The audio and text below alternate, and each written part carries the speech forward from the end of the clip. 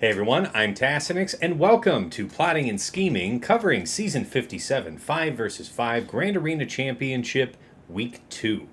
I am joined by my regular co-hosts TJ, Sasha, Aisha, and Fatal. Dagger is not able to join us today. Some minor flooding trouble at the house. So once that's squared away, I'm sure he'll be back with us. But real pleasure to be with you guys. I went 1 and 2 this week. Got a bit skunked. Yeah, it was some testing gone awry, but good lessons as always. TJ, how about you? What's a good Went word? 2-1. It was not too shabby, man. I Uh, fought our guildmate. The only loss I got was against our guildmate. But I actually got some really cool comp ideas off of him, and then got to put into practice, and it went great. So sucks I went 2-1, but happy with the result and the stuff I got to learn. dig that, dig that. Sasha, how about you? It was a fun week. Limited action again. I only had one real match, but I went 3-0. I got a chance to face Zid, who's been on with us before, and Yeah. it's a lot of fun to play. So, and had some fun learnings from that. But yeah, that was the entirety of my week. All right, fair enough. And Fatal, how about you? How did the week go? It was kind of a non-starter. I was kind of more in Dagger's camp this week. I like, I think I only got to stream one of them, and the one that I got to stream was like also kind of a non-starter. I only had like 45 minutes or something to play, and it wasn't like, I don't know, just had a lot of stuff going on outside the game. That the one that I did win was just kind of a 20-minute like, all right, I just gotta knock this out like right now because I literally do not have a computer in my house. Type beat. Yeah, it sucks when real life gets in the way of my phone video game. I sympathize. I really do. It was kind of there was enough signs of life on defense too that it was enough to be like a little bit bummed out too of Yeah. like there was easy potential if things just went normally. Sorry to hear about that, man. Better luck this week. Things a little more stable for you. Uh yeah, there's still work to be done, but I should be roughly back to normal. All right. I'm Dig that. talking on a new computer now. Courtesy of Micro Center. Yeah. I hope you post your specs somewhere. I'd like to see that because I'm pricing out a rig myself for later this year. I was thinking to try and pick something up around Cyber Monday. We'll see. I had those Intel issues, and for some reason, Micro Center told me bring your processor, your motherboard, and your RAM, and we'll take care of you. And I was like, I don't know why you're giving me this, but thank you. Yeah. I'm not affected by the issue, but I think it's I don't know why they would cover it because it's in parts that are years and years old now. But maybe they're Every covering it single as a step of the defect. way, every single step of the way, employees were like, Why? This seems weird. Why are they giving you this?" And Yeah, the guy was walking around with me saying, "Thomas approved it." And they were like, bank error in your "Okay." favor. Collect $200. All right. It was the equivalent of multipass. It was just Thomas Yeah. approved it. Let me through. You must obey. Fantastic. Yeah, I'm glad. I'm glad it all worked out. Yeah, because that's an expensive thing to fix. All Yeah, right. I technically would have been given money if I didn't like buy a new CPU fit. Oh, nice. You did. Is that just manufacturer stuff, or did you spring for some in-house warranty? No, like they were being so nice to me that I bought a warranty just to give them a little bit of commission because I literally would have walked out with like $50 otherwise. Okay. Hey, again, good planning, I guess. Shout out to Micro Center. It's good sometimes. I live near a Micro Center. I like them a lot. I usually build my computers. This current computer I've been using since 2017 is the first prefab I ever bought because I priced out what it would be to build it, and I couldn't build it for what it cost to buy it from them. No complaints. So yeah, shout out to free plug for Micro Center. They've been good to me. That's fair. All right, meta analysis, folks. Segment 1, matchups of the week. TJ, how what would you say is your highlight matchup? I didn't call out any particular GLs, but I wanted to go ahead and say that we would want to talk about how Luthen and Enoch were used, or how you saw them, how you applied them, and then we'll kind of go from there. But what do you got to say about those guys? I guess. I mean, honestly, I got to see a lot. I don't want to steal from anybody's thunder. Arnold did a lot of cool stuff. I watched him try to do, and he even called it out, but he got to try Enoch against Ray. So you need to go watch his video on it, stuff like that. And then also he did Luthen against Gungans. I think Fatal, you talked about that in one of our conversations, if I'm not mistaken, about the application of what it can do. But getting to see him practice was cool. Other than that, dude, it's so frustrating. Is like you have this great toy and you just don't know where to place them, and that's what I felt like this week with these brand new toys. Fatal scared me off my Enoch hump.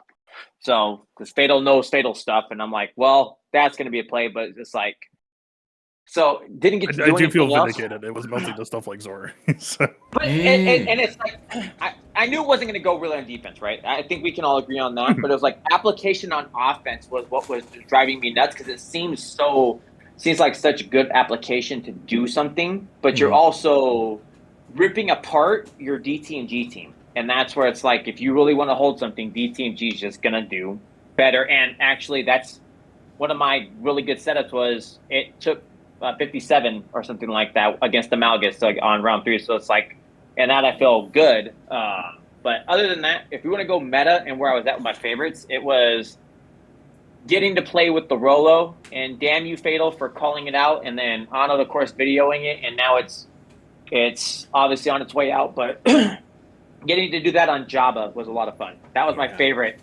matchup, and so cool to see and get to play with. No Leia's this week to mess with it, but didn't matter.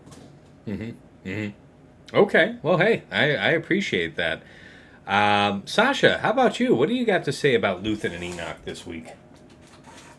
So this week with Luthen, I was really tempted to use him with Mon Mothma, but I on offense, and I just couldn't settle on a desirable target that seemed realistic to expect from Zid on defense.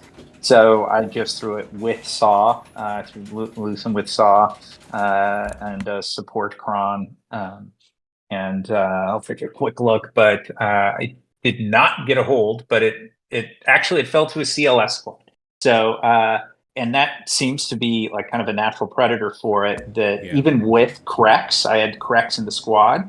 That presumably, if you just pressure down Krex and prevent the AOE days from getting out there, you can take that down. So that's what I did with Luthen. And on Enoch, I'd set C in the back zone and considered throwing Enoch there as kind of insurance against like an Aphra, just to take all the non-GL crit risk out. But decided against that and ended up moving it to really like a kind of Night Sister influenced DTMG squad. So I did Dark Trooper Moff Gideon with Night Trooper with Death Trooper Peridia, OG Moff Gideon, and Enoch. It got a 61 against a Malgus counter. No great shakes, but that's kind of where I ended up leaving him. Made sense for the rest of my board and what I was seeing from my opponent. Nice. Yeah, I mean, even being able to strip as many as 4 banners off of Malgus is pretty good for DTMG, so I'd take that. Yeah. All right. Fatal. I mean, obviously, I'm sure you've got the well, you would normally have the most to say about this, but given your last week, I think weirdly enough, I actually have more to talk about from this week than last week, because even though the matches weren't really real, there was still stuff happening. There were still trends in teams, and my defense is still gonna attack. So there's some beat.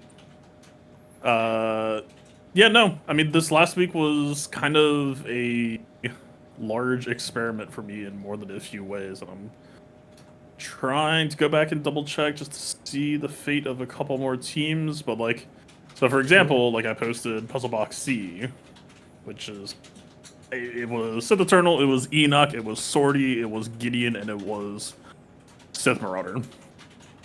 And wait, is this the same? Oh, this is the same round. Hang on, please hold. That was the composition of the team? Yep. The Gideon Enoch combo is a clever one. I like that. You're going to have nerfed non-crit. Yeah. Yeah, it's still a work in progress. The whole sorting Marauder thing might be a little bit over-engineered, and it's just like a little too vulnerable. But it does work in some respects if people fall into the trap, and it did to some degree. Like someone tried to set the Eternal Mirror, and they ended up dropping. Now they didn't use Watt, but they're a trench enjoyer, so they get what they fucking deserve. That is good. But in another round, an opponent used Grievous. Grievous attacker Kron is quite good right now. Mm-hmm. But again, like I don't know if Marauder, right? It's a Tenacity Marauder with Swordy behind it. So then you also have like the pre-buffs at the beginning. Then you have like a almost 300 Tenacity Marauder to kind of try to sit in the pocket with stealth, kind of try to play some shenanigans there. But it's still a work in progress concept. But it did have like some signs of life for like what I would call a very rough first draft. Okay, but that is a pretty good plug-and-play use of Enoch, and that is what you were going for. I remember you were saying last week. Yeah. How about Luthen? What do you do? Anything good? See anything good? I posted Saul Luthen all 3 rounds. I want to say round 3 he died to Rolo, and just, yep, that team's pretty cringe. That team should die. Auto basic from turn 0, just free island button. Yeah, not a big fan. That can go away. I'm eagerly awaiting the patch note where I see that shit to die. I'm trying to find it. Okay, I screwed up to some degree because I usually open every round at each tab, but I started to click around within tabs, and I'm just seeing the same round over and over. Pull you up. Yeah, I got your third week. Oh, wait, no, I'm not. Or sorry, your second. Okay, two people just killed it with Rolo, and then one squad I got a hold again. Oh yeah. Here's someone one of them. used Trey Lead against it, and it actually got timed out on Luthen last standing with Nihilus Crown too. Dig this! I did that same fight, Treya versus Saw, and yeah, the revival of the self-marking tank can stall you out, but if Savage is just ramping offense the way he should be later on in the fight, he's able to like one or two shot that guy unironically. Well, my Luthen is Relic 9 and has very high defense and protection, so that could be a possible factor involved in. Because let's see, what did the opponent have? Okay, so yeah, it was largely a defense Kron. It was a support Kron Nihilus level 9. I think your call-out was right, though, Fatal, that it's like Zori just eats that up. And I know Dagger said it before, too, where it's like, yeah, it may hold something out where it's like you wouldn't want to use that there, but it's like you're also correct when you tell me that it's like, yeah, Zori's beating it up. Or, I mean, JML is obviously a safe one, too. So that's why I had to pull that from defense. It's just because of that, right? It's like it's too easy to numb, and it's like if he kills something, we just don't know what. That makes sense. For my part, Enoch, I just stuck under DTMG lead on defense. I think I got maybe one round in which there were holds. It held to Malgus, but it's one of those things where my DTMG sometimes would hold to Malgus anyway, so I think it's probably something like Night Trooper, just brapping somebody off. Something like that.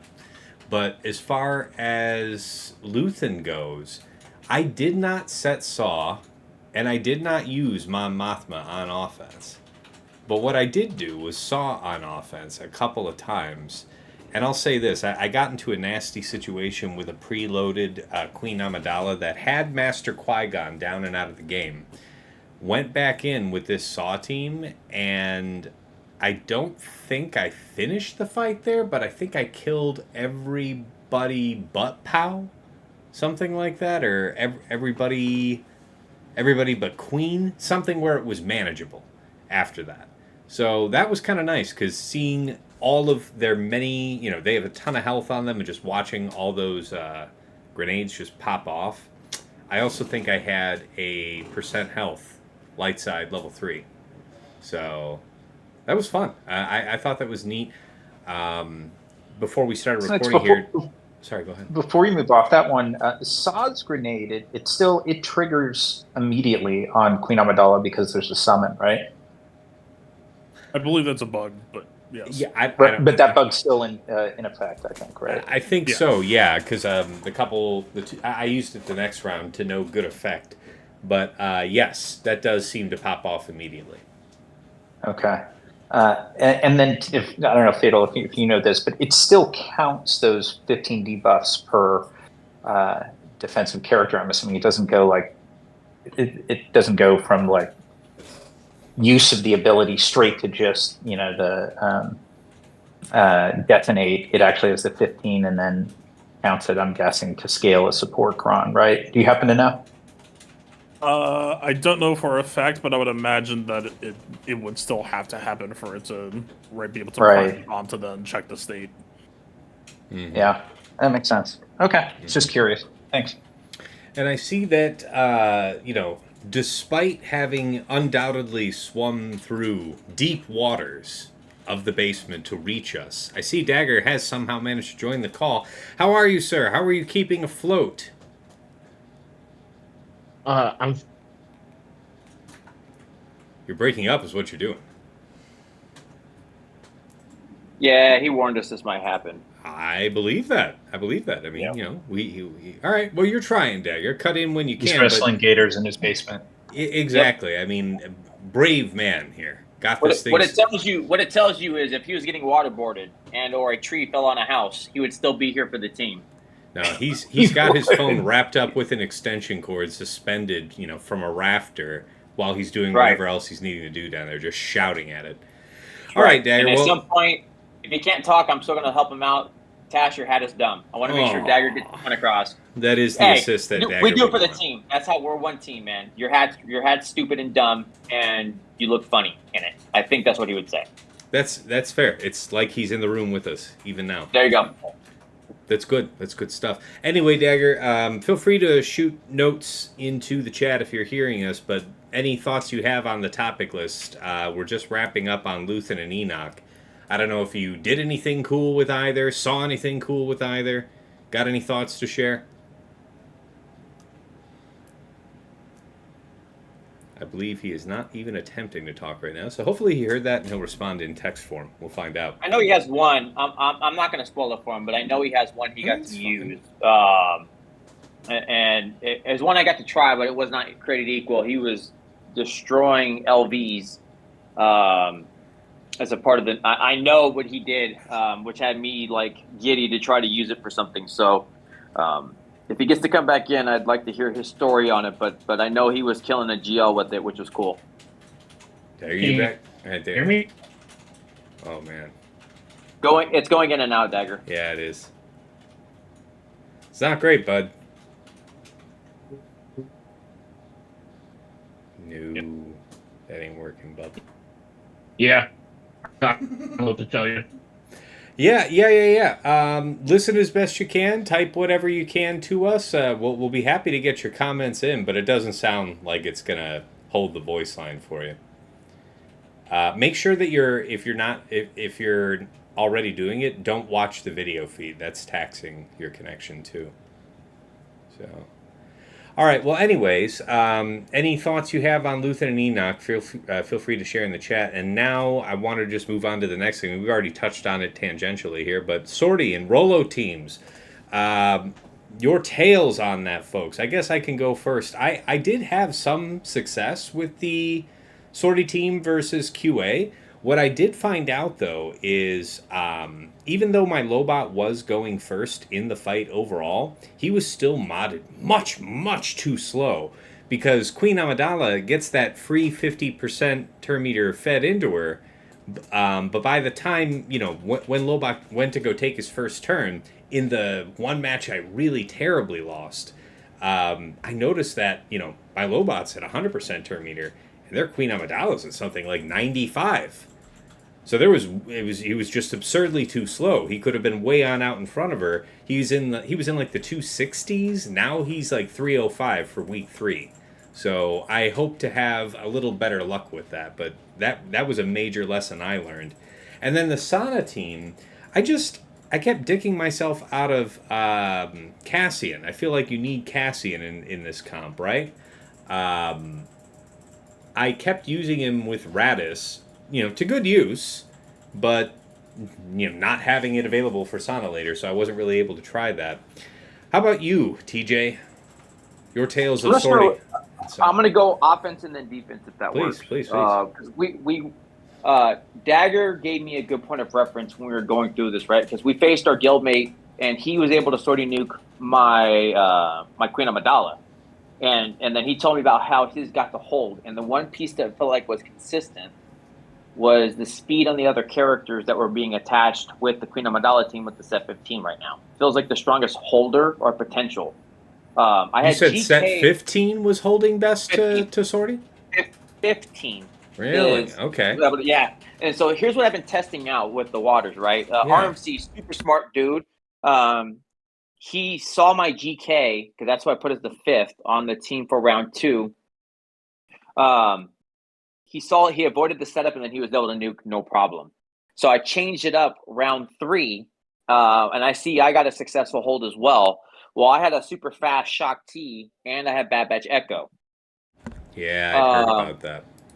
And so the one thing I did is I got a super strong hold. He tried Bane, and that failed. Cool. That was a retreat, though, and then he tried the sortie nuke, and that failed. And it's like, okay, so it's like my shock was 260, or whatever it is, 360, whatever. So it was like I was way up there, which helped out. And then my Bad Batch Echo was 373. So the speeds lined up to be super fast because that's what I figured Dagger was doing with his GMY, which got the hold. So for that seemed like it knocked it out. I wasn't set for the nuke, so I didn't get to do it. But to your point, and where I did, Rolo. I did get to do Rolo on Jabba. Saw our guildmate RMC did it, and I did not need Cassian. It worked just fine with the setup with Chupio CLS. Still needs cracks, right? Okay.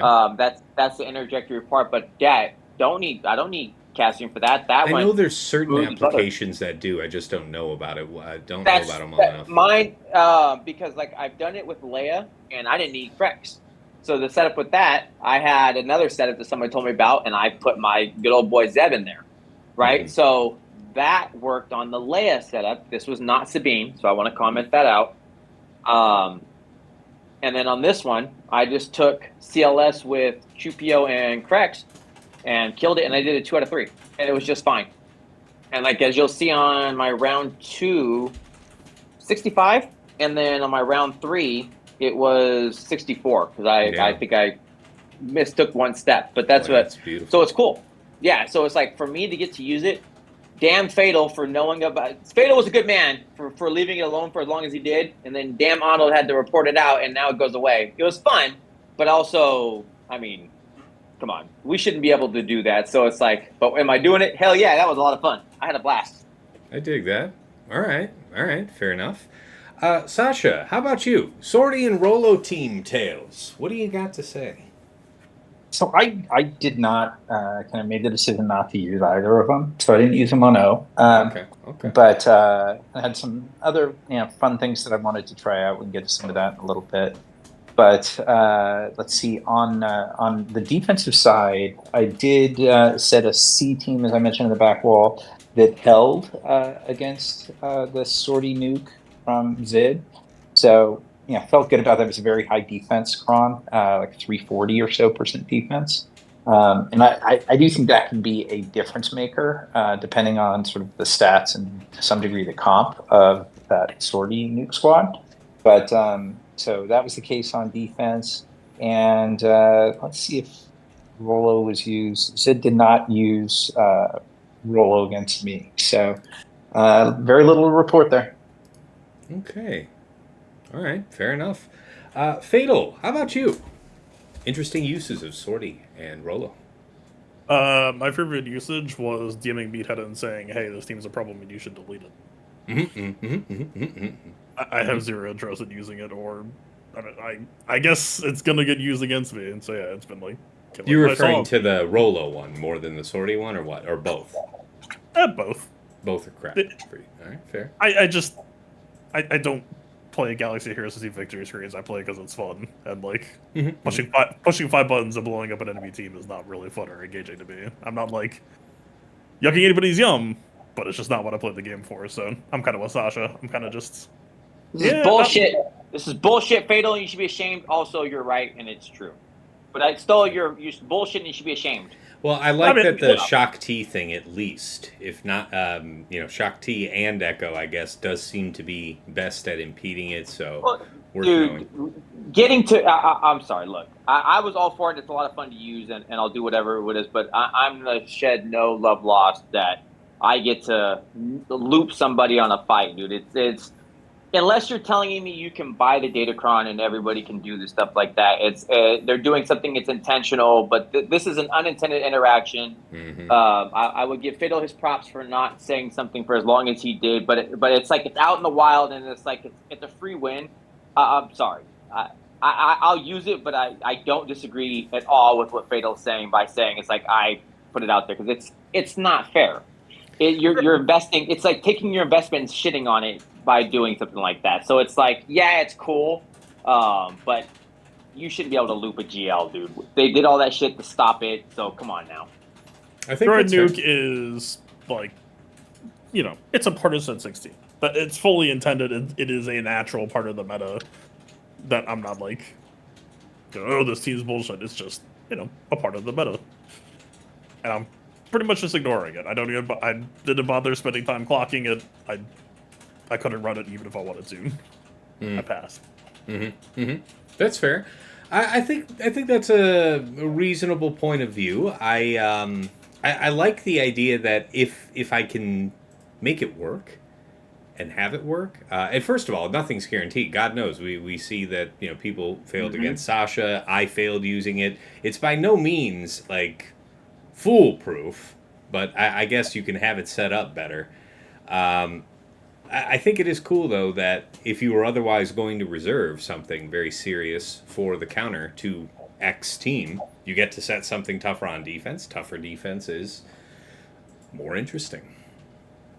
But it does feel like an exploit. They are looking at it. They haven't put out anything saying it. And each time the community in the last several months has come out and said, hey, what about this or that with a certain Datacron? I don't know how many times they've actually gone in and changed something under the hood. Because I think they generally favor just letting it phase out as opposed to going in and making people feel like the thing that they went for has been altered. I don't know if you guys know any different. That was the previous comment of, well, it'll only be around for 4 months, when it was specifically called out. A number of times by their communication managers, it was, well, it'll just go away on its own. You can worry about it later. Yeah, I'm willing to be told I'm misremembering here, but I'm pretty confident that that every time that we've come to him like this, and this goes back also to the Erodium bug into Kyber 1, they put out a post saying, we know about it, mostly to just get us to stop writing them about it, and then I remember here over a couple issues they've released statements saying, a couple months later something like, we've looked into this and we're fine. But I don't recall them actually changing something big. Anyway, that's fine. Let's see, comments here coming in from Dagger. With his Queen team, he set Grandmaster and Shakti as a 4th and a 5th and turned away a sortie. So, okay, yeah, it seems that Shock is the common thread. No doubt, very fast, Dagger. I got mine over 360. I want to say 361 this week. I mean, we're zooming out here, so we'll hope that works. And then you say that you got the sortie nuke to work every round versus Queen, and sometimes you had to set up a second AoE. But I know Task watched one of them, and there's a fair amount of survival to the team if you need to set up and blow them out again. Yeah, better if you could assign them, support crown with some reasonable amount of defense. Yeah. Mm-hmm. And then you didn't use the Bad Batch Echo, but you thought about it. You wanted to hinder Bane more. Yes, I have heard that the Shock Echo does better at impeding Bane. And actually, one of you, I just saw that in your history. Somebody tried a Bane first, and then followed it up with sortie and bombed both. Yep. So nice. That is nice. And yeah, it feels good that there is, like, I think to your point for the sortie one, that there is a Might lose power here in a minute, by the way. Sorry, go ahead. Everybody's just having problems today. So I think what it is, and what we're going to go through is the reference to there is an intended failure rate that can apply, and you're going to know within your first 30 seconds of it's going to work or you're done. Mm-hmm. Mm-hmm. Let's see, other comments here from Dagger. At this point, it's hard to be too mad at the game because the boards are so small. I do agree. I wish they would fix broken interactions. And saying I turned away around. I had a CA arrow like 330 on who? I'm a little less clear on what you're meaning for that. Shock. Oh, okay, yeah. So you had your shock about 330, but that was certainly fast enough to do the job. I got you. Okay. All right. Let's see here. Which? So I get. Well, I mean that's. I guess that's kind of a riff on the next topic anyway. So best attack. Well, I think we skipped some people, didn't we? We went to TJ. We went to Sasha. I think we skipped Fatal. No, we covered Fatal. Yeah, no, we covered the circle. Okay, good. I'm not crazy. You're crazy. Yeah. Segment 2. Best attack and defense of the week. Dagger, again, get in your notes whenever you can. I'll be sure to rattle off your favorite attack and defense. But TJ, how about you? Best defense, realistically, like old school Trey. I took the advice, and I think that one was doing a lot of damage.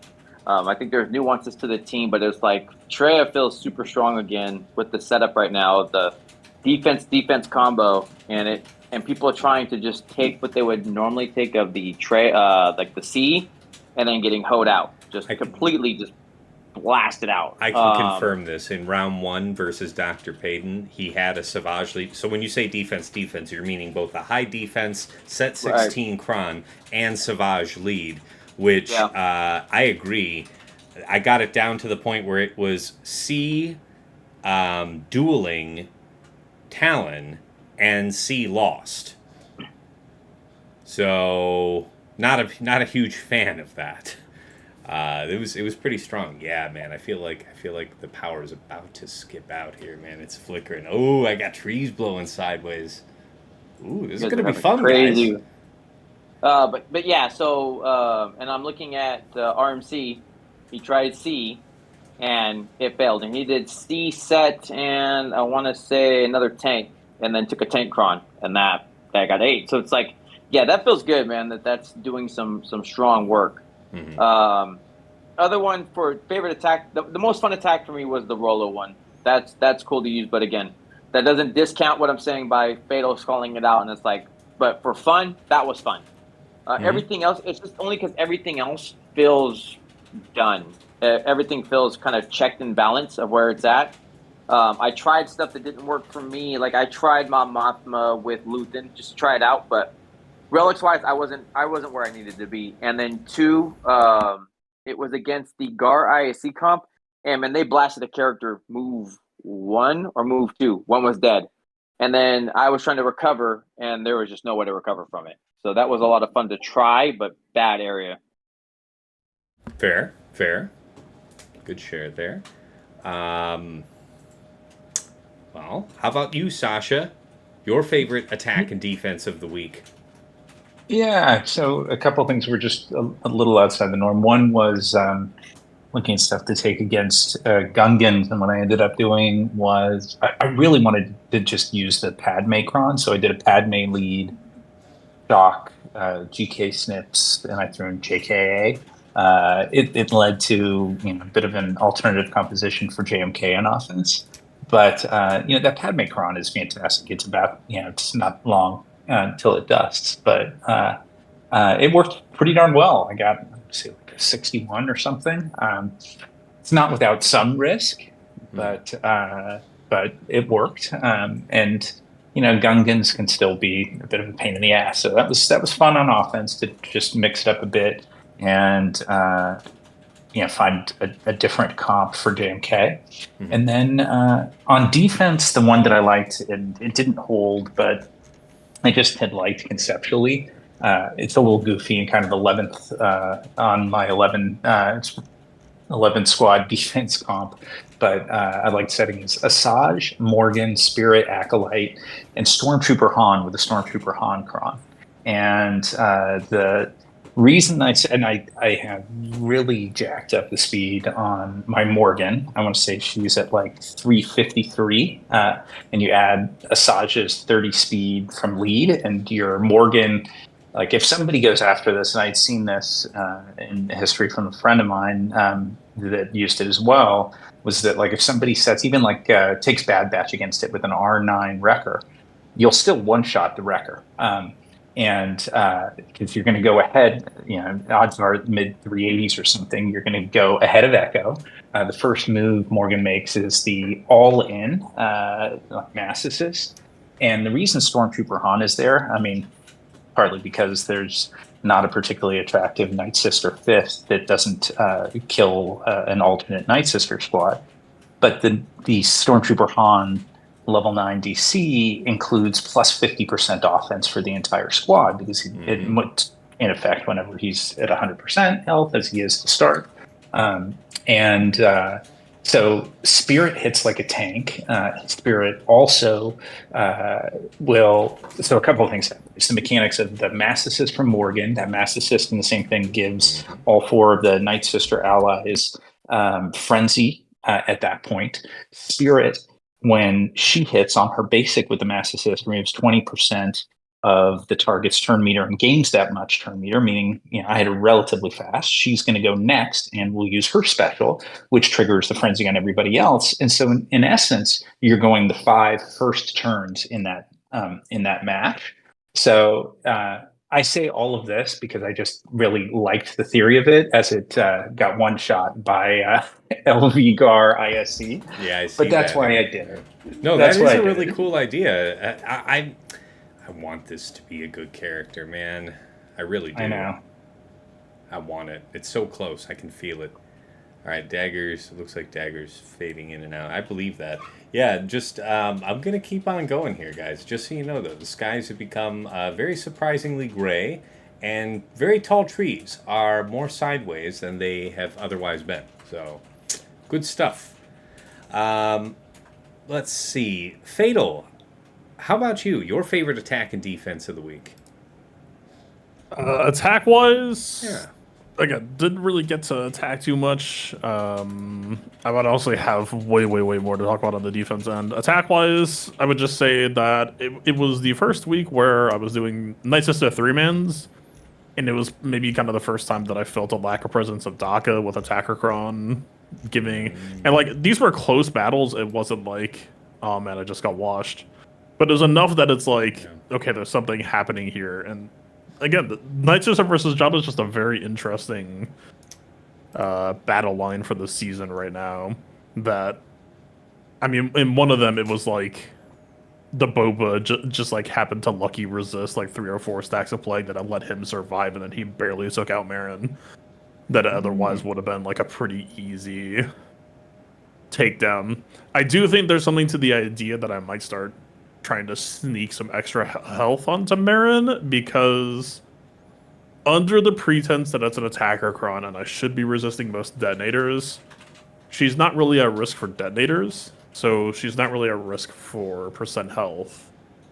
So I can kind of just achieve some more bulk if I try to sneak it in that way, and then it still kind of achieves that ideal purpose or goal, because health still helps the other units get killed by Jabba deaths, so it still kind of helps you. Because the biggest tension this season is how do I help Marin survive while also not forcing myself into a timeout scenario. Yeah, I'm surprised you're wanting to go more in the health direction than increasing armor. Well, if you increase armor, then you increase the chances that you'll time out. But if you increase health, it potentially helps keep Marin alive without risking the other characters being hard to kill. Right? They'll take more hits, right? You're kind of risking like a Jabba contract. But fundamentally, a lone Jabba will still be able to kill the other 4 characters. Well, potentially 4. but up to 4 characters if they have stacked health, because you're just leaning into Jabba's damage on them anyway. If you stack your armor, I mean, I've run into multiple situations in the past where if you're not careful about your Talzin, like, hey, your Talzin just does not die, right? Daka can die easily. Asajj can die easily. Talzin does not stack her health in any sort of way that, yeah, you can just reach a rough equilibrium if you just, like, a Datacron, even just having, like, 60% defense can ruin everything for you. Just like, my other Talzin literally just cannot die. Type situation. So it really is this tightrope walk that I'm still kind of trying to balance out. Okay. No, defense wise, I shotgunned a lot of stuff, so I can shotgun some stuff here. Ray, I got to scam somebody successfully with a scam that I was pretty. Again, I was kind of choosing. Which round? violence. I got you on screen here for your GAC. I believe it was probably round 2. Okay. Let's see the scam. All right, there's a JMK drop, Queen drop. Nice, nice. Here's the Ray. All right, let's hear about this scam against Starkiller. Interesting. Okay. Yeah, it's just Ray Zori, and then you clock JTR to get inspired at the start of Ray's second turn, which happens immediately with Zori. So it's just an instant inspired setup. And I think, man, this was like a fever dream 5 minutes before a lock, like, hot mod swap. And I'm actually a little bit crushed because I forgot that I had homework for this week to, like, actually make it canon in my loadout, and I didn't do that. So I can't actually run this week now. But I, like, tuned the mod set up so that I think I also had Vandor with Lifeblood. And so, yeah, this is basically just, like, if you're a good player, you probably see what I'm trying to do here. You probably see it's kind of bullshit. I mean, Ness puts pressure on Starkiller anyway. But again, I kind of just chose violence for this week, that it's like, I'm just going to put some puzzles up and just see what happens. And I got one. That GTR sure is alive. Yeah, that is typically the biggest wrinkle, like, historically for Starkiller. I wonder if somebody tried that again on you the next round. No, they that's didn't. people just use Malicos. See, I was wondering. I saw that opponent failed. They timed out on you using the healer crown. I wanted to do that because I have a banger of a Visas crown with, like, 90% physical damage or something on it, but I wonder, you think your opponent would fare about the same against Attackacron? Because, man, do you get the ship so fast? I don't think ship really matters here. It would really just come down to inspired removal from JTR, because Attackacron does not really help you hit people that you cannot hit. It just helps you hit more, I guess, something you would hit. Right, it's like you can't, like, double barrel or double AoE or anything like that. It's not like lesser cooldown or whatever. Makes sense. All right, well, we got some comments here from Dagger. His best attack of the week. Every sortie nuke worked all 3 rounds. It's hilarious to do, but like Fatal said, it's just about seeing the victory screen. Fair enough. Favorite defense. Hoeing people out with my own Queen Amidala, turning away sortie nuke, as I don't think anybody was able to sortie me all week. Also have fun with the storm. They just made my house eat shit. I believe you, man. Yeah. If the sky is going from green to, or from gray to more gray yellow, that's bad, right? Yeah, that feels like that should be bad. So we'll find out. All right. Next item on the agenda. Thoughts on Ezra. So I know Dagger, or I know Fader was mentioned here just before we started recording that later today still we're looking for set, 17. Datacron set 17 notes to be released. But until that arrives, we're all just twiddling our thumbs, and we can at least talk about the new Ezra that was released. I know, Fatal, you had a stream yesterday breaking it down. I was there live. You got a quick notes. Anything you want to share about your early summary impressions?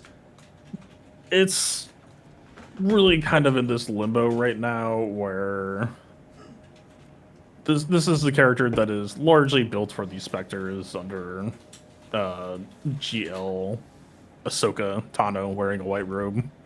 And to that degree, obviously, I can't really speak to it, but there is some fun stuff happening here, because even though we assume he's going with Ahsoka, you maybe ask, like, well, there's a world where like maybe she's gonna try to bridge like Jedi and Ufus together, and that might be kind of fun.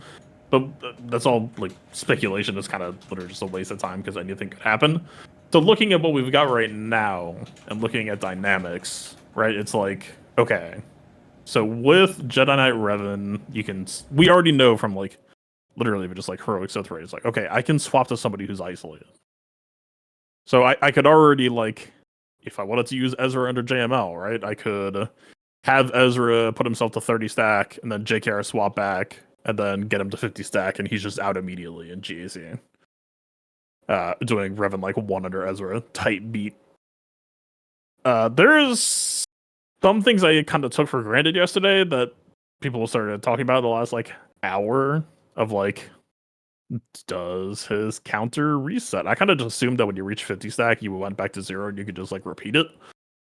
Maybe that's not true. I don't know. But yeah, right. You've got a character who has the passive of like when they attack, they call somebody to assist. So you think about like under JML, if you use lessons on Ezra, then you get a free extra assist on top. Yeah. And if Calzin is assistance, then he would also assist on top as well to boot. I mean, Cal assists aren't like too much damage, but you would get the neuron activation, right? That's just a lot of things happening off of one button press, and that's really what the endgame of Galaxy Heroes is about.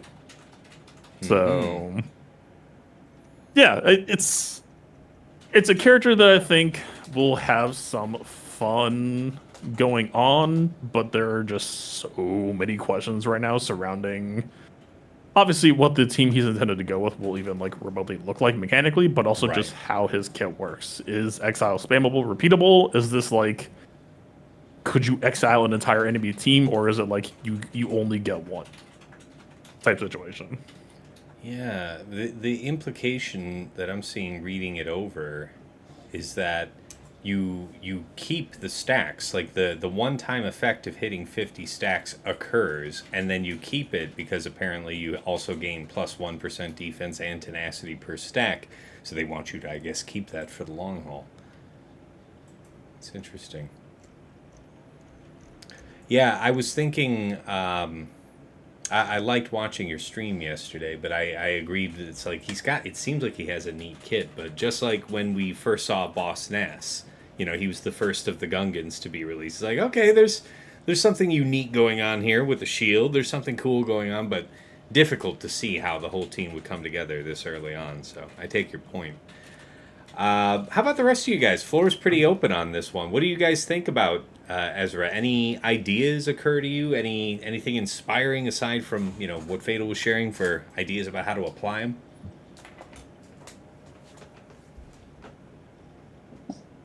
For me, it's tough to give it a precedent for now. I think Sasha said it, and don't get me wrong. Listening to what Fatal's got to say about it is an interesting take because he comes and breaks out the pad, right? We get to look at the numbers, we get to see the things, and it looks great on doing it.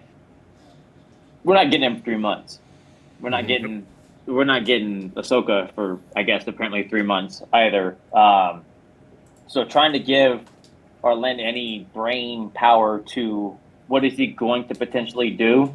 I think he even said it a couple times in the breakout about his kit. He's going to be with Ahsoka, and if we're going to get Ahsoka and then she's out at the same time, yeah, I think it'll be fun. But you know as well as I do, and pretty much anything, I guess minus Maul, when there's a lifter, the lifter goes with the unit that it belongs with because it just makes that team next level. Is this the first time we've had the lifter come out ahead of the GL? They're saying that he'll be here in time for the GL. It says the kid is out before. Do we consider Drogon to be a Leia lifter? Because I don't know if Drogon's sacred for Leia either. Drogon, I don't. The one I was thinking more of is like if we're looking at like Cat or something else like that, right? That's what I'm going with more. Drogon, I almost have to agree with you, Fatal. The Drogon, because he works strong in a lot of places. That tag gives him credence to that, like, oh, you put him with Saw. Man, that really blasts that Saw team out. I think, Tash, you saw that, what Drogon can do when it's attached to it. So it's like he's got more places, but it's like, look at Maul, right? I go to things like, look at Maul. Maul is fun to use, and he's got places where he can be on his own, and he's got a cool team to use. And then he goes on the Lord Vader team, and the Lord Vader team just gets lifted up. I will be interested to see it, but again, we have 3 months, so it's tough for me to want to give an opinion when we have a whole quarter before we even get to play with them.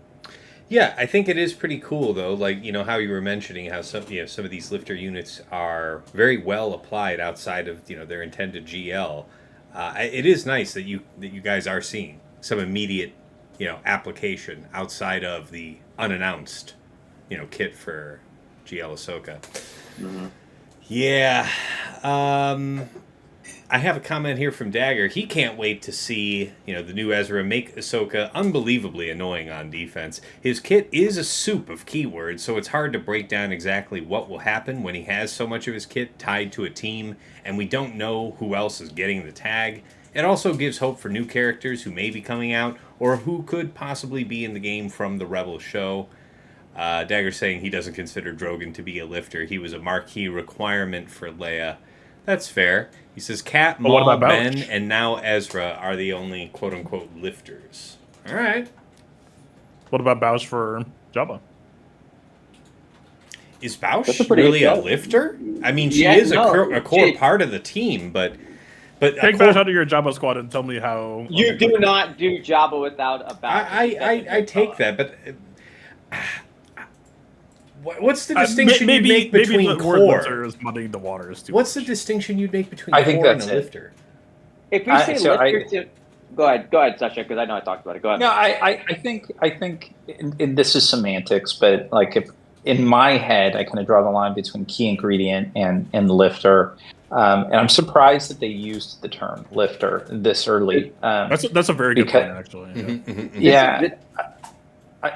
And actually, I mean, to that point, so I don't mean to derail because we'll go back to that. But when I just took a quick look at the Ezra kit, which was in the last 5 minutes here, I'm very curious to see new mechanics like Exile. To see, there's so much of the context still to be colored in here, right? Like, little things that seem innocuous. Like I'm genuinely disappointed with most of the ramping mastery mechanics in this game, but they can depending on there could be another shoe to drop. I could see Ezra's increase in mastery make a big difference if there is some ramping mastery mechanic that comes with Ahsoka. Like all this other stuff, I will say, for as critical as I am sometimes on CG, I am impressed with their ability to weave these complicated kits together. So anyway, I'm intrigued with it.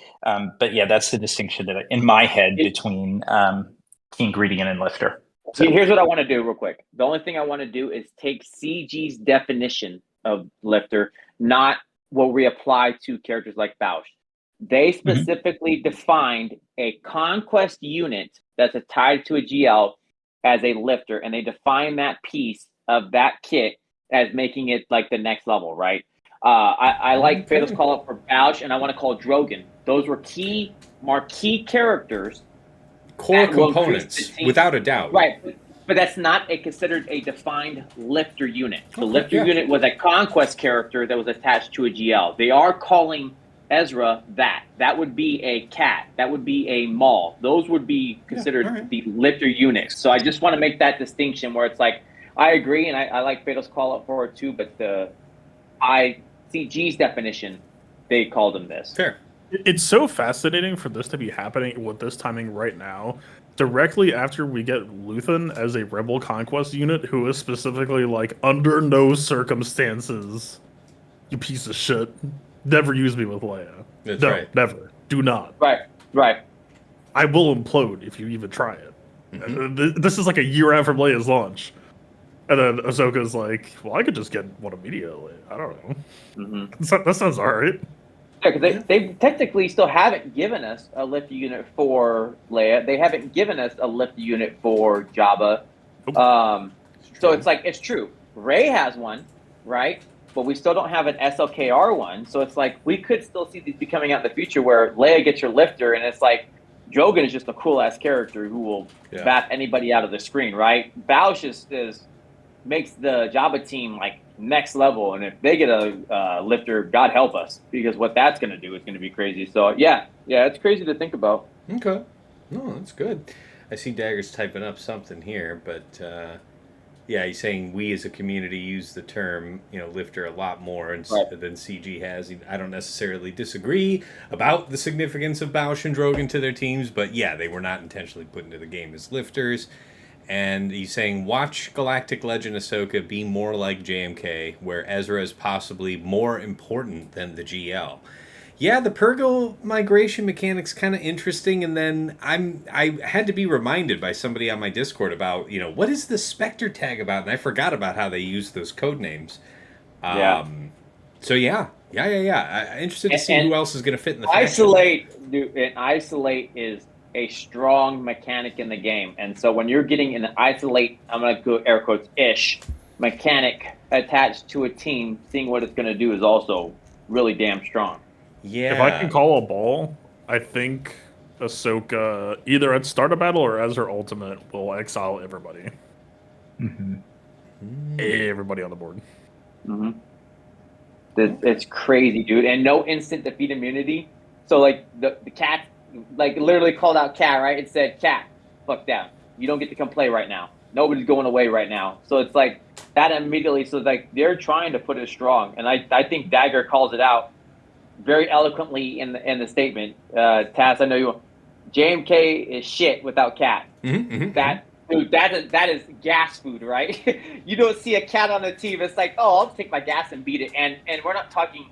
We'll beat it reliably, right? Like we'll get banners back. It'll be an amazing fight. It's easy to do. That's just right off the top of my head. No notes. Yep. Yeah, get Cat in there, and it's like, well, shit. Ray is non-existent without Ben. Again, 100%.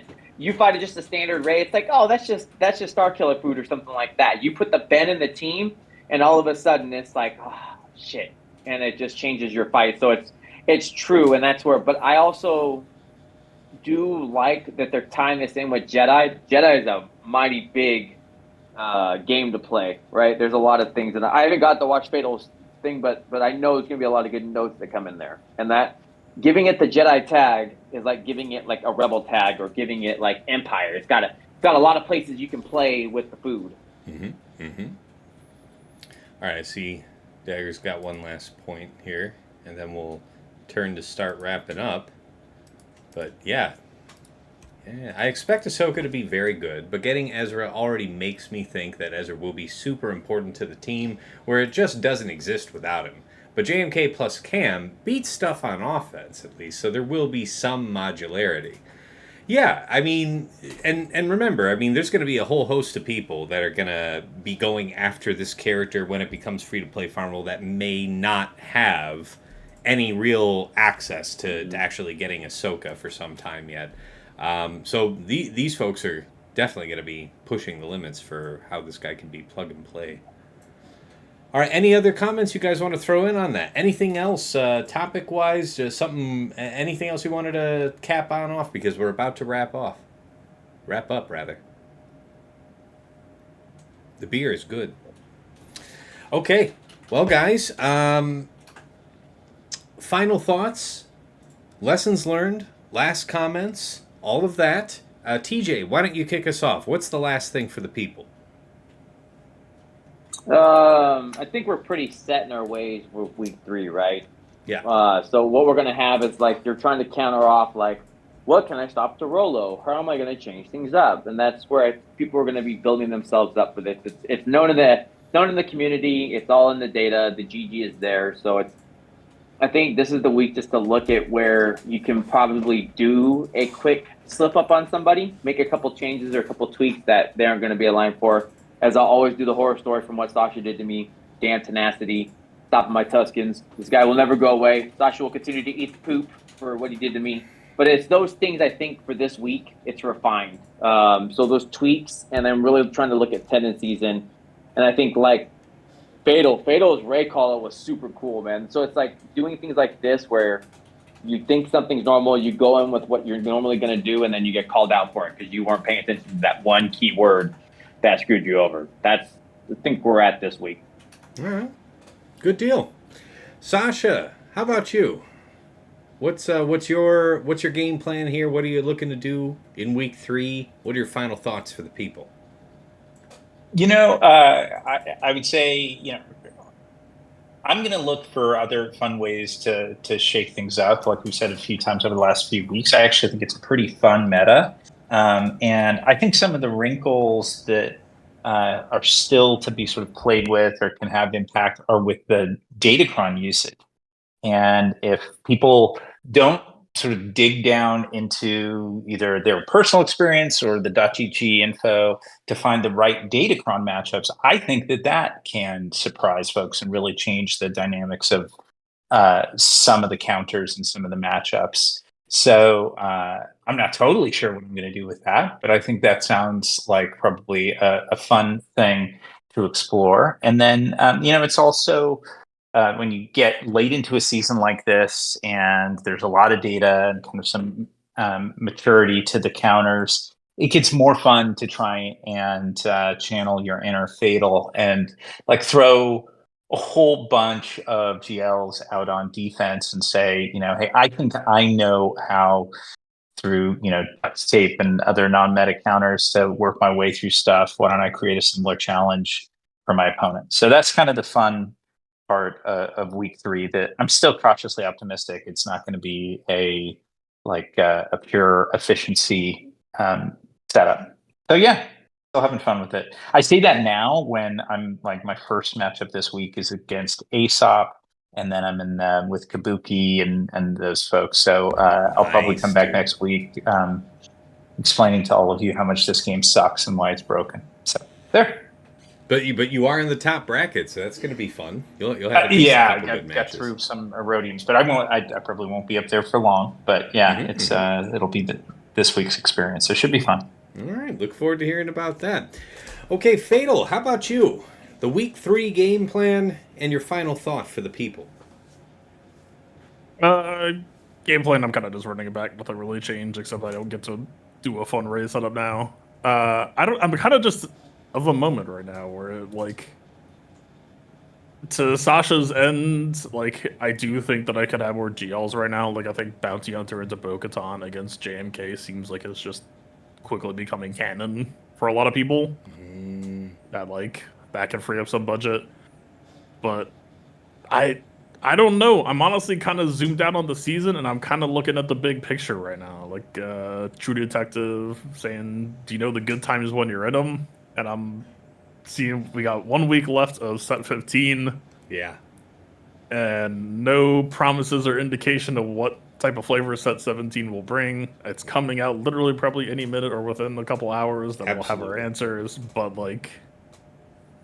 yeah, I think set 15 proved out that it's out. It was enough to hold muster in a storm of set 16 doing some stuff that I think I'm gonna miss it. And more importantly, set 17, if it doesn't hit in the right way, we could be in for some dark times at 5v5 for the near future. That I'm kind of just man, I'm very introspective on we're at this very key moment of not knowing right now and getting ready for the next season. That I just want to say, shout out to set 15. You were what we needed, or at least what I needed. I don't know if everyone. And we will be sure to shout out the good set 15 next week when we're wrapping everything up. We will pour one out for the fallen homie set 15. But I'm there with you. Sorry, that's not scary. I said, but then we'll know what our fate is by then, and that's just cheating.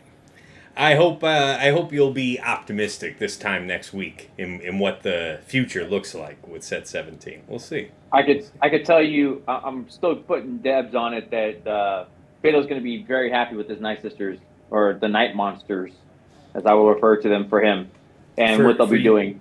For you madmen that have already, Sasha, that's already put your Morgan up over 350.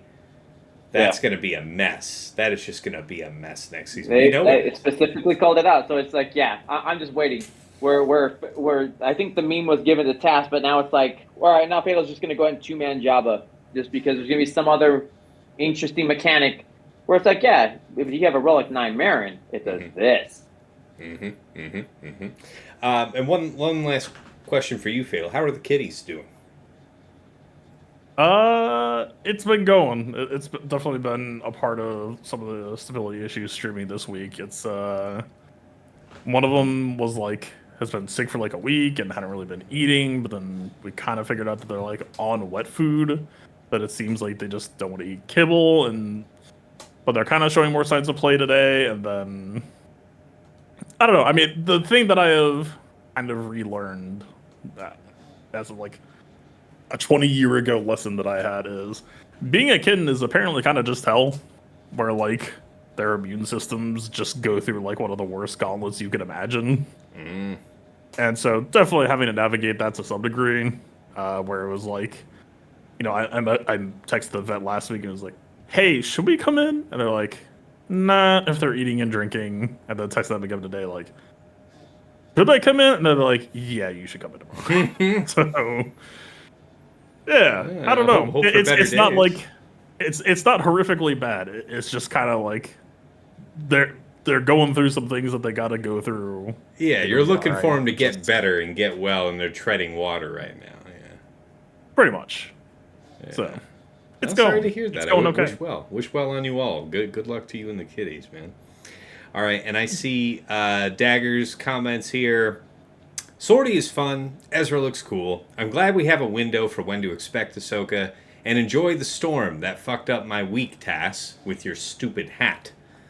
Appreciate that. And he did miss us here at the introduction. He wanted to include. And I went 3-0 this week, so it's also fun to be back near you guys with proper opponents. No offense to anybody outside of the top 200. All right, fair enough. Gosh, you know, I think when we were talking about favorite attack and defense, I think I kind of blanked out and forgot to cover myself. My favorite, I guess I'll wrap this all up in one. I want to say that against a Rey Swolo with L3 Stormtrooper Han and I forget who, a third tank, I had to use a variety of means to manage to kill the Swolo over many attempts. So once it was down to Rey and the 3 tanks, super cool that Night Sisters just melted them and got me down to a lone Rey. So even though that was part of a multi-shot of killing her, that was kind of neat. Can't tell you the last time I used, Night Sisters in any capacity to some type of effect against a Rey, so I liked that one. And then defensively, damn, I forget what it was. Let me check real quick. I think it was in this round. Yeah, that is rare, but that wasn't interesting. Dig this. Jabba failed against this Queen comp I set with Cam and GK. 1 minute 58 seconds, so it wasn't a timeout. It was a blowout. And this guy has been really proficient with Jabba on offense against all manner of queens. So I thought that was really cool. I assume it has a good bit to do with GK in there. But nice that one actually held. As far Who's this Cam fellow?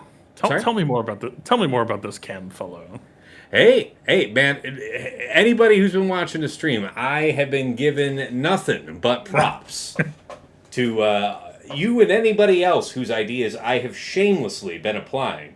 Let me tell you something. I appreciate all of you guys that do the legwork on inventing this stuff. It's hard enough just applying it. Not in this particular case. Throwing Cam seems like a cheat code. And by the way, Fatal, I tried to make it work for the longest time with that crit damage and health set on Master Qui-Gon.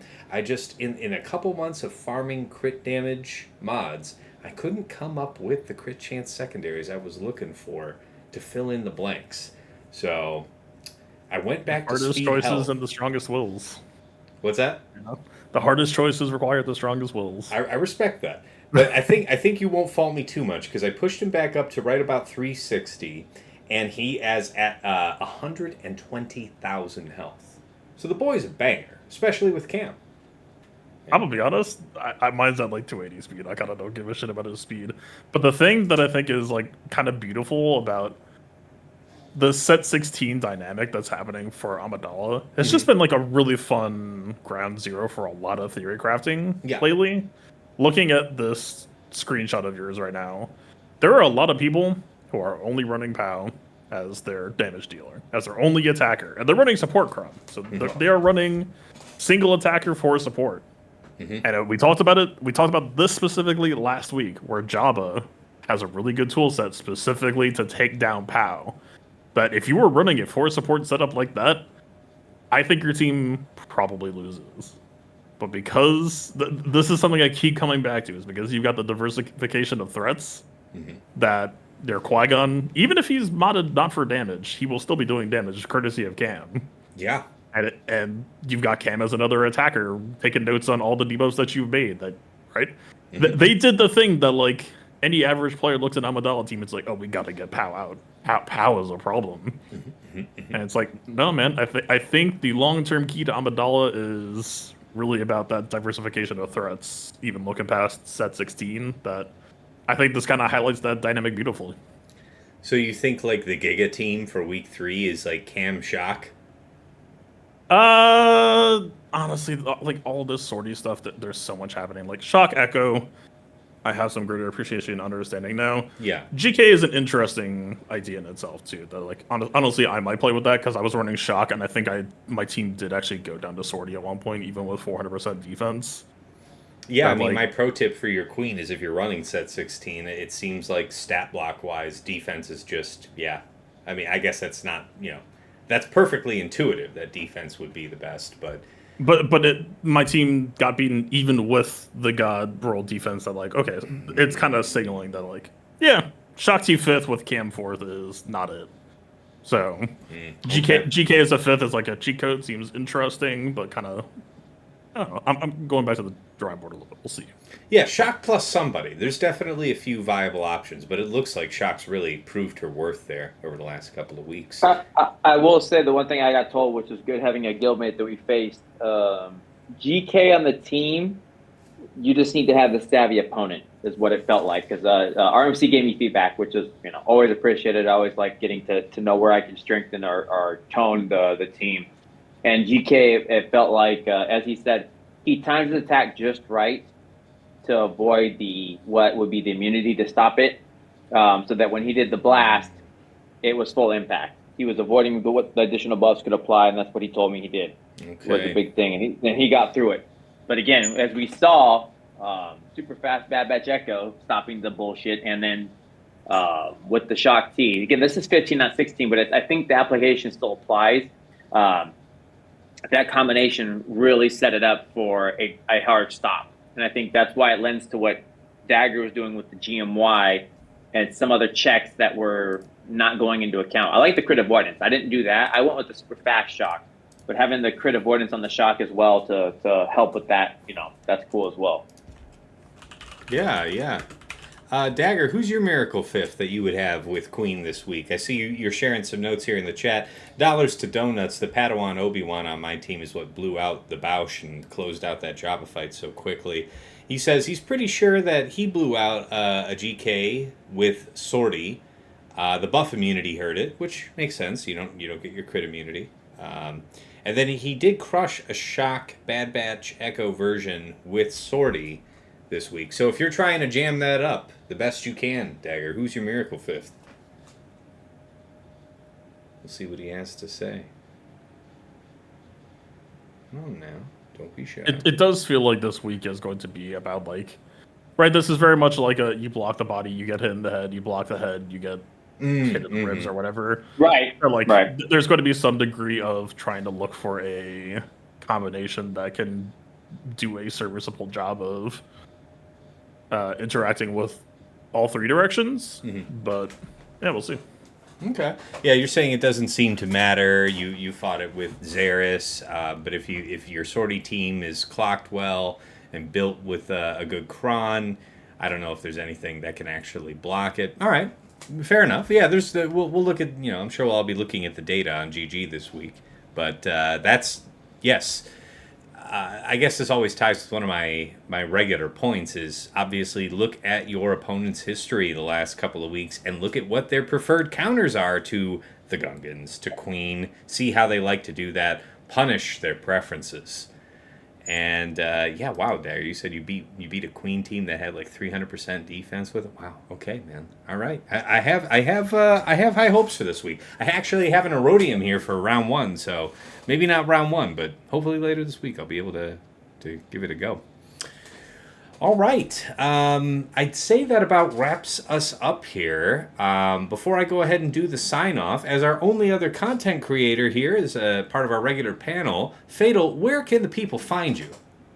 Plug your good stuff. TV/Playbook TV. I promise that there's a pretty high chance that I will be live. Sorry, what was that? Say again? Twitch.tv/Playbook TV. I promise there's a pretty high chance that I will be live. You will be live. Okay, good. We'll be able to catch you this week. All right, dig that. Also, I'll be doing the Datacron theory crafting whenever that comes out. Yes, we will all be wrapped with attention for that. No, it's okay, Dagger. I see your comment there. You're saying that you get 2 tries to use that sortie team, and that's kind of dumb that you can use that to beat Queen Amidala. That's fair. The more they try to stop you, the less damage they have, so you have more time. Yeah, that's a fair nuance. Having failed with it twice this week, I seem to be the outlier, so hopefully that added speed to Lobot is going to make a difference. But yes, tune in to Fatal this week, not only for his matches, but of course for the Datacron theory crafting. And as for myself, of course, if you want to catch me live, it's twitch.tv/Tassinix. Of course, if you're watching the Plotting and Scheming podcast here on YouTube, then you already know about my YouTube channel, Tassinix Gaming. On that YouTube channel, I also upload my VODs with chapters added for easy browsing. We also have some other Swugger-related content there for you. I've got my Datacron set reviews currently live for sets 15 and 16. When set 17 is announced, I'll be getting back with Aesop Rock, as I usually do here, to record a new video, and we'll get his thoughts. As one of the top players in the game, it's always fun to get his insights on where he's going to go, because you can be sure he will have all the options. I've also got my mod guide series on there by you guys' request. Started that a couple months back. Really appreciate all of the engagement and interest with those. And I feel like I might be forgetting something. Mod guides, No, I don't know. I think that's about it for the YouTube. Of course, this podcast is hosted on Spotify, YouTube podcasts, and the RSS link is posted with this. Also in the rules link on my Discord, you can find the RSS link, which you can, all you Apple Podcast users can plug that link into your Apple Podcast account and listen to the show there. Yes. Oh yeah, that's right. The mod guide video, not the how-to mod video that I made with Dagger here recently. That is one of the new ones up there on YouTube. Yes, I am saving my materials to make. It is difficult because I'm always trying to push my stuff that much further for the next week of Grand Arena, but I'm trying to hold back, guys. It's all for you. It's all for you in the end. So stay tuned. Let's see. Aside from that, yeah, if you like what we're doing on the channel and you want to support the stream, of course, I do have my Cash App, $Tassinix. And if you like what we're doing, you want to get a little something back, you can take a look at my Patreon. Patreon.com/Tassinix. For any upwardly mobile GAC player, there's something there of interest to you.